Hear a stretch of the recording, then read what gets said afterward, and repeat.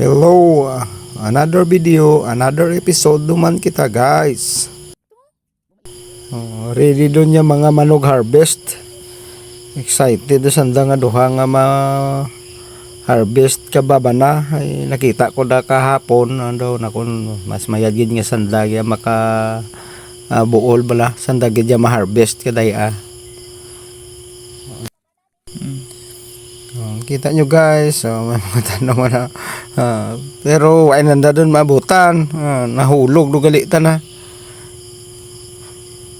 Pero mas okay man, hindi man gid sa kakwan na overripe lang siguro.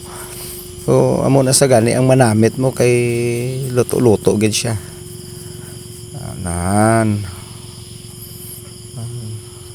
Tapos may mga iban pa man kami nga mga tanom dayan mga prutas nga mas maayo gid ang mga kabataan trainingon tagid sanda nga mag-abot ba lang adlaw kamaan gid sanda kung paano mag-harvest, paano magtanom, paano mag-isagod ka mga fruits.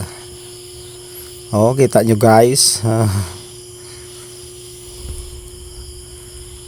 si Rab-Rab kag si Tete. Kasi Rab-Rab niya pala kaon gina sa kaprutas na amo na nga kada gusto kada uli na di kada weekend na gusto yan na dayon gid nga mang-harvest gid sa kay mangita gid na sa kung ano nga fruits na kinahanglan may luto gid nga mga prutas kay paborito ya gid na bisan ano nga prutas kung ano pwede ma-harvest kada uli na di amo na nga na overripe na kay ginhulat-hulat kinamon nga makaabot siya kay gusto ya gid nga siya gid na ang ma-harvest kag magkaon sanda ni Tete.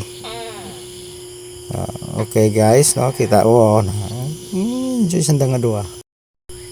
Mas maayo gid nga i-train gid naton ang aton mga bata sa pagkaon ka prutas sang sa mga baraklon nga mga junk foods.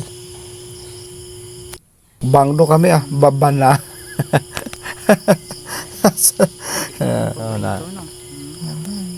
Bye-bye.